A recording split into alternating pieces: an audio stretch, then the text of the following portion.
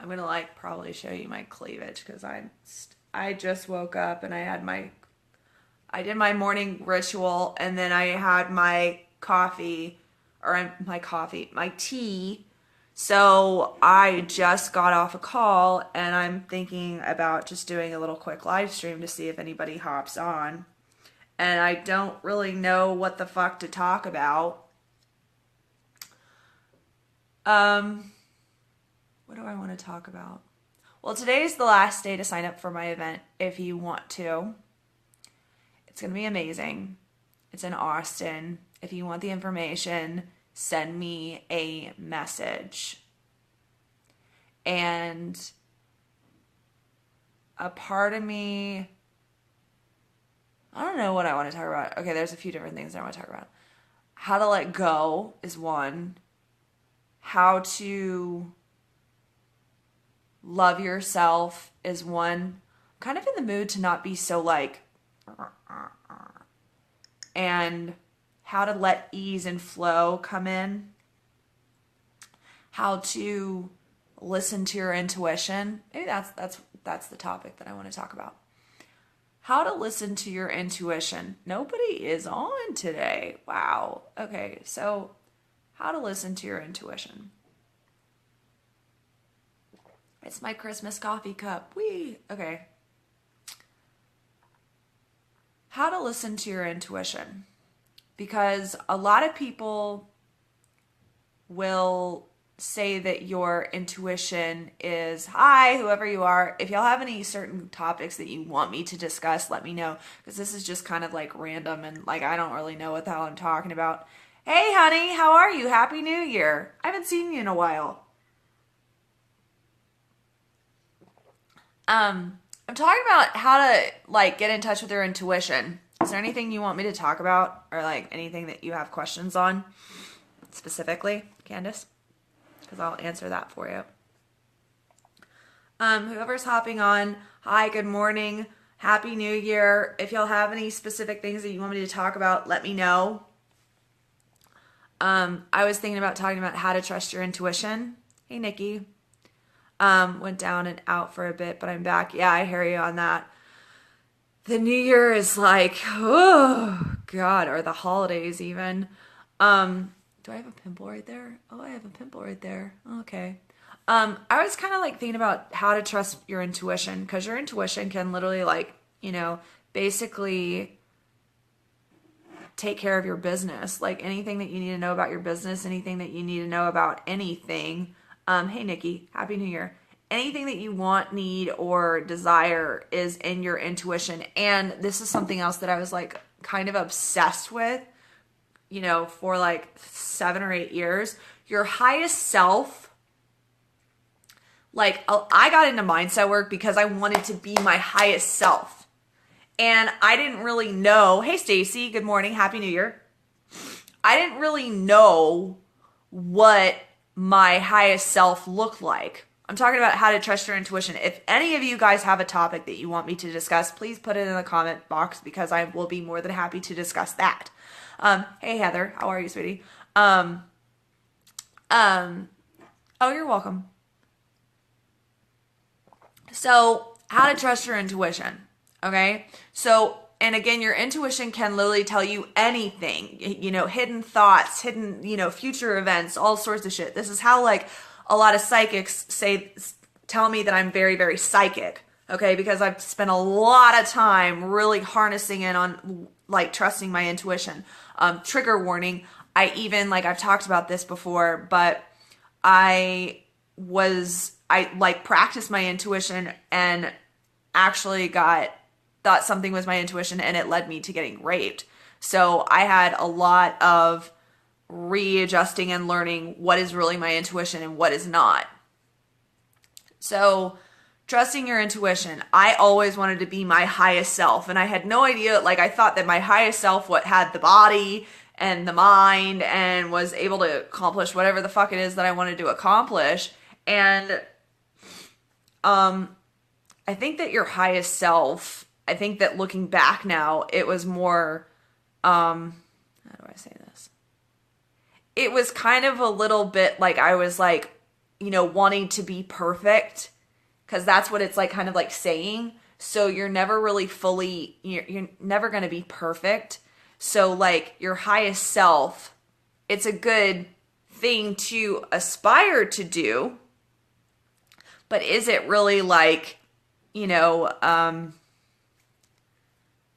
something that I would recommend you say in your mindset practices? No, because it's kind of like you might be scared shitless of your highest self, especially if you haven't evolved much with manifesting things. So like if your highest self is the person who has, you don't know who your highest self is. And I'm not saying like don't aspire to be your highest self. I'm just saying like in the process of manifesting, what could be going on there is that you're like, your highest self is here, but the consciousness level that you're at right now is so shut off to being at your highest self that you're like, no, no, no, no, no, no, no, no. And you're going to be wasting a whole lot of time doing this, this mindset work where you're really shut off to that. So if you want to be your highest self, what I would do is I would start putting in your mindset practice, hi sweetie, that you want to let go of any resistance to being your highest self, and that you want to see who your highest self is. Okay. So, by the way, everybody who's hopping on, last day to sign up for my event. If you have certain specific topics that you want me to talk about, let me know, because I really don't have anything planned and I don't know what the fuck to say. But I'm talking about your intuition and how to trust your intuition. So, now, the thing that I learned about, trigger warning, the thing that I learned about being raped and thinking that it was like my intuition was leading me to trying to be perfect as a block. Yes. Perfect. Yes. Yes, yes, yes, yes, yes, yes, yes. Can't say yes enough. The thing that I learned about how to trust your... Thank you. Good morning, Diana. What I learned with this is trigger warning, being raped and following my intuition and being led into that situation, was that we can tell ourselves that it's our intuition, but really our intuition is leading us to learn lessons so that we can, from our past programming, so that we can move past it. And that's what we think our intuition is leading us to. However, when we really listen to our intuition on a deeper level is leading us to doing things that are much more evolved than our programming. And a lot of times we're not ready for that. So a lot of times, especially when you first begin to do your mindset work, and I mean like really start to work on manifesting things, your intuition may feel like it's not what you want to do. A lot of times your intuition will feel like this, it will feel off, because I remember it will feel like it's strong, steady, even it can feel harsh if you're out of alignment. It can feel really rigid and scary and like the wrong thing to do because you're in this place of lack of consciousness. So, and one of the things that happens with me is, like, for example, I had the option to take this road trip. And I was like, I'll go on this road trip. And that's where that happened. Or I'll stay here in school and get my degree and work on becoming an actress here in Orange County, California, where I was going to school. And I did not want to continue to go to college. I did not want to. I found a long fucking list of reasons why I shouldn't have stayed in school, why I was this, nomadic type of personality that needed to go explore, and I needed this, and I was so certain, like I was so fucking certain that God wanted me to go on this journey.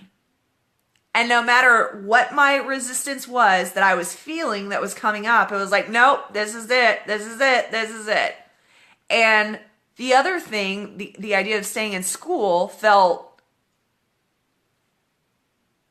almost kind of like it's this very strong, steady, firm place that feels almost kind of, how do I describe it? It feels like spirit. It feels like, and it doesn't just feel like spiritual. It feels like this like very strong spirit that is unwavering. It feels like it is this very strong, firm, yeah, I can. It feels like this very strong, firm, solid, like non-negotiable, no guessing games, no confusion, no stress, no worry. It's a solid, specific thing. The best way I can describe it is it's solid. Hey, Ashley, good morning. I'm talking about how to trust your intuition. Now, how do you know when you're projecting things onto your intuition? Ask. That's the first thing.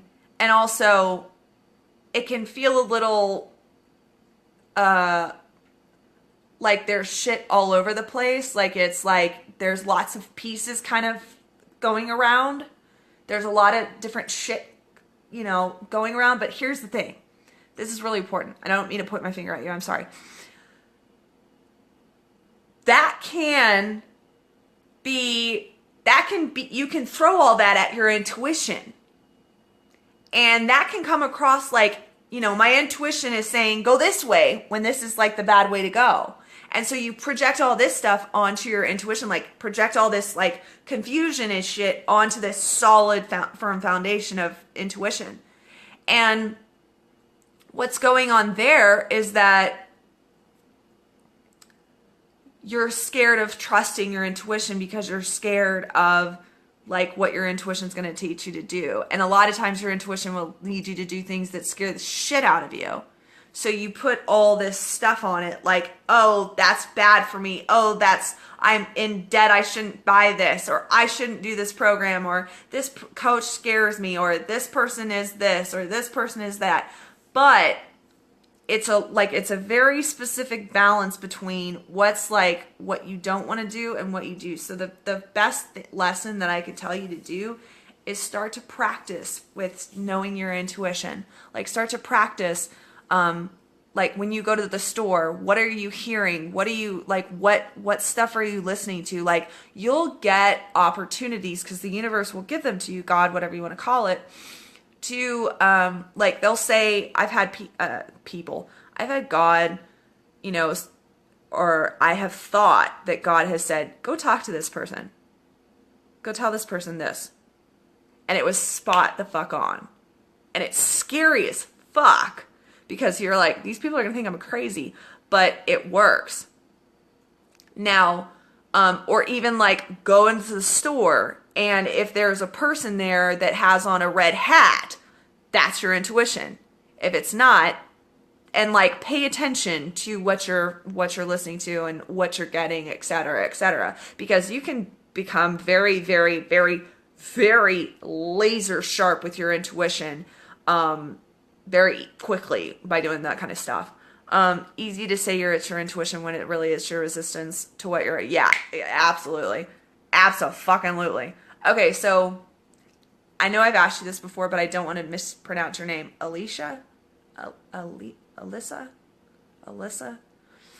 Wilcox. I'm going to call you Wilcox. Okay. Whenever I call people by their last names, I feel like I'm calling them like it's like masculine. I called my ex-boyfriend Dobbins because his last name was Dobbins, and I was always like, Dobbins! And his friends were always like, what are you like, playing football with the guy? It was pretty funny. Okay, so can you talk about how to avoid abusive relationships with men, clients, and friends? Okay, so this is a very Alisa. Elisa. Okay. Elisa, darling. If y'all have any questions or you want me to talk about anything, let me know because I can do that. Okay. So, Elisa. Elisa, that's a pretty name. Okay. So, how to avoid abusive relationships? That's a tough one. Well, number one, being aware of what abusive types of people look like. So what I would do firsthand if I was wanting to avoid abusive relationships, I would go to YouTube and I would look up warning signs of toxic people and how to know when someone's abusive, or how to know warning signs of abusive types of people, how to let go of abusive people, how to let go of toxic people, how to be able to know a toxic person. Like there's probably like at least 30 to 50 videos on that topic alone on YouTube. And YouTube is free with internet access. And there's a lot of really informative stuff there. There's also books about like how to know when someone's toxic. And I would go to Amazon and like look up those books, and I would do a little bit of research on how to know that stuff. And I would also sit down and write down, okay, who in my life was abusive? What were my warning signs that they were abusive? How do I know that those people are abusive now? So I would look at like I would also do the same technique about my intuition. I would start to like get really good about trusting my intuition and like studying what emotions and feelings come up within me when I'm dealing with a toxic person. And it's not that hard to trust your intuition around toxic people. Toxic people give off this vibe that it's like your energy just doesn't feel right. It's like there's something off here, and it's pretty intense. Like it's almost kind of like your energy system, God, your intuition is like, get the fuck away from this person. Get the fuck away from this person.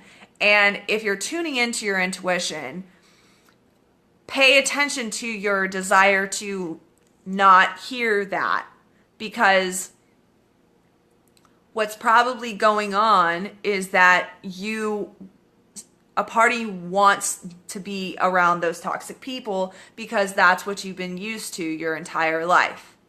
And so a lot of people who've been abused have that energy of being abused. So therefore it's like alcoholism. So what I would also do is I would also go look at, what's the other half of the, like there's a dynamic there with being abused.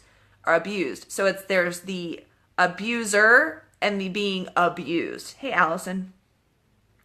So someone who's abused, as fucked up as it is, there's a part of you that wants, Pinterest is a treasure trove for info on toxic relationships. Okay, that's pivotal right there. Go to Pinterest. The one who's being abused is, so like how to get over, I would go to YouTube and say how to get over toxic relationships, how to be aware of narcissism, how to be aware of that kind of thing. Go above and beyond to study that stuff. Because the reality is, you said abuse. I got a question in the comments, like how to be aware and avoid abusive relationships with men, clients, lots of people. You'll notice a trend in abusive and toxic people. You'll notice their characteristics. You'll notice certain things. And a lot of times toxic people go completely against your morals and values. I had a client who was doing things that were against my morals and values. Like there's certain things that running an unethical business is one of my morals and values. I won't take on clients that have unethical businesses. Tax evasion, shit like that. Like that I will not work with. If I find that out, I will let you go immediately. I don't care how much money you're paying me. If you're having affairs, I don't deal with that. If you're sitting in abusive relationships, I don't deal with that. If you're in toxic relationships where you have no plans to get out of the relationship. I don't deal with that. That's the kind of stuff. So like, those are situations that I know right out of the gate that usually, and not to say that there's anything wrong with you if you're in that space. It just means that there's some toxic shit that you need to sort out, and I'm not a good fit for you.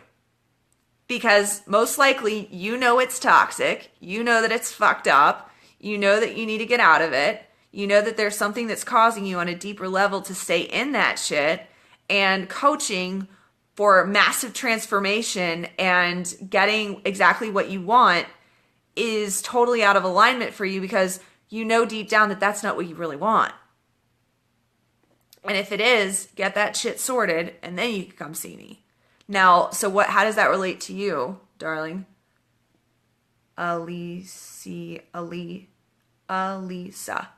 How does that apply to you, Alisa? Figure out what morals you have around working with clients and people. Immediately with abusive people, for me, it's like there are certain signals that you just know. There are certain triggers. There are certain, the way they handle going to dinner, the way they handle when you confront them on something on a call, the way that they blame other coaches, the way that you feel when you're talking to them on the phone, the way that what their energy is saying. There's lots of different stuff. And when you are in touch with your intuition and what it's feeling, and if you listen carefully enough, you'll find out if they're that type of personality. And there are types that are just like, there are people who scream that are not necessarily super toxic people, but they scream and they have a temper and they need to work on, certain things that can help them get through their temper tantrums. So it's kind of like, and you might be highly aware that you're afraid of being in an abusive type of situation. So you're, leaving people out because you're afraid of that. So it's really like, find out what your intuition is saying and get really knowledgeable and aware and have heightened awareness around toxic people and toxic dynamics and relationships. There's probably other YouTube videos on like how to know when a client is a toxic person, how to know when a coach is toxic. Because most likely, I gotta say this, just because you make mistakes as a coach does not mean that you're a toxic coach. And just because you make, mistakes as a woman or as a man in your marriage does not make you toxic. On some form or another, we've all been probably considered abusive to somebody else on some level. I'm not excusing the behavior, but there's probably women on this thing who are watching who've been typically what a lot of people would consider abusive. And a part of it was actually that they were standing up for themselves. So, and I know that a lot of us can get really mentally fucked in this area because we think that if somebody's in our face screaming their ass off or has been screaming their ass off at us for 20, 30, 40 years, and the only way that you can stand up for yourself is to scream back and to scare the shit out of them, then that's obviously shit you want to work on. But I don't necessarily think that that's abusive, and I want to stand in a place of I've been in that same situation. I understand what that feels like.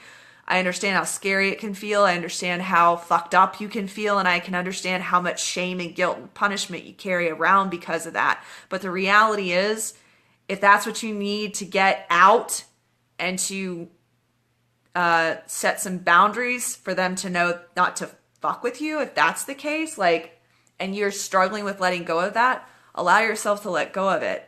And that's another piece of this whole spectrum of how to know abusive people.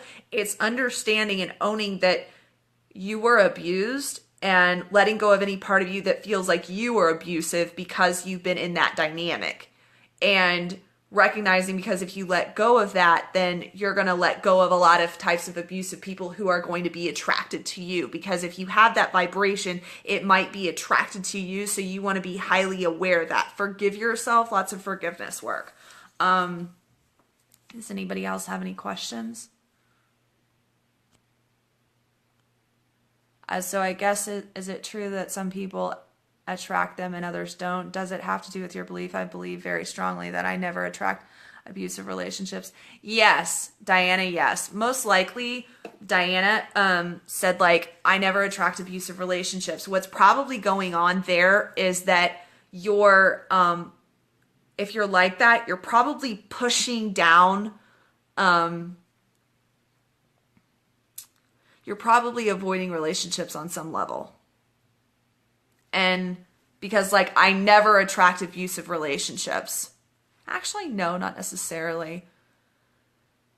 I would just feel like that it's probably manifesting that issue in some other area of your life, unless you've done a massive amount of healing work, and I don't know if you have or not.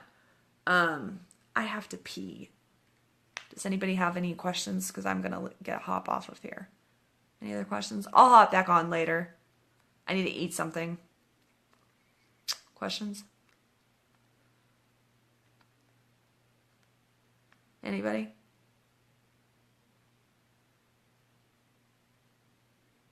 I love you guys. Lots of love. Okay, I'm going to go pee. I've been reading the book he referred me to. I just want to express my gratitude. Awesome. Good deal. Okay, guys. If you have any other questions, you can put them in the chat box and I'll answer them later. And topics that you want me to talk about, let me know. Okay, bye.